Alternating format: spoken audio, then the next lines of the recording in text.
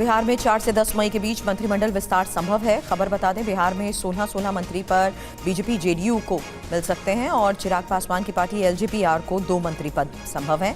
मांझी उपेंद्र कुशवाहा की पार्टी को एक मंत्री पद संभव। तो फिलहाल ये बड़ी खबर है, जहां देखिए किस तरीके से एक और बड़े फैसले को लेकर ये खबर सामने आ रही है और इस बीच 4 से 10 मई के बीच मंत्रिमंडल विस्तार संभव बताया जा रहा है। हालांकि बड़ी खबर इस बीच ये आ रही है मंत्रिमंडल विस्तार को लेकर, जहां 16 मंत्री पर बीजेपी और जेडीयू को पद मिल सकते हैं और खबर चिराग पासवान की पार्टी एलजेपी-आर को लेकर भी है कि 2 मंत्री पद संभव हैं और मांझी उपेंद्र कुशवाहा की पार्टी को भी एक मंत्री पद संभव बताया जा रहा है। और 16 मंत्री पर जिस तरीके से बीजेपी जेडीयू के बीच ये बड़े फॉर्मूले के तहत फैसला संभव है, इसी को लेकर हमारे सहयोगी से करें सवाल। उससे पहले आपको ये भी बता दें कि अब बिहार में 4 से 10 मई के बीच की वो तारीख बताई जा रही है जब मंत्रिमंडल विस्तार संभव है। तो साफ है कि अब बिहार में नई सरकार की इस नीति को देखते हुए बड़े फैसले हो रहे हैं। हालांकि जिस तरीके से मंत्रिमंडल विस्तार की संभावनाओं को लेकर खबर थी, एक अपडेट इस वक्त का ये है कि ये 4 से 10 मई को हो सकता है, जिसमें बीजेपी और जेडीयू को 16 मंत्री पद मिल सकते हैं।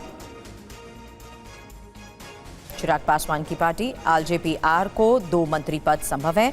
आनंद प्रकाश पांडे हमारे सहयोगी इसी को लेकर और जानकारी के साथ हमें ज्वाइन कर चुके हैं। बताएं आनंद।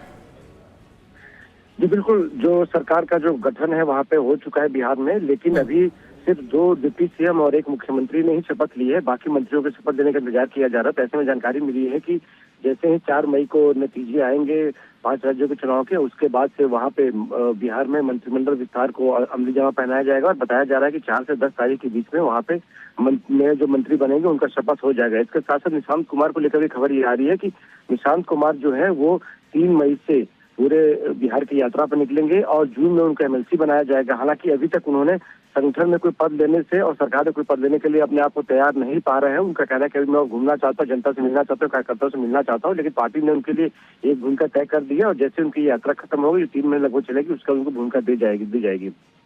जी, आनंद हमारे सहयोगी हमें बता रहे हैं कि आखिर किस तरीके से नई सरकार के बनने के बाद ये जो पोर्टफोलियो एलोकेशंस हैं, यानी विभागों के बंटवारों को लेकर भी जल्द बड़े फैसले संभव हो सकते हैं। फिलहाल ये बड़ी खबर और लेटेस्ट अपडेट, जहां साफ है कि अब मंत्रिमंडल विस्तार को लेकर ये खबर है और 4 से 10 मई के बीच ये मंत्रिमंडल विस्तार संभव है।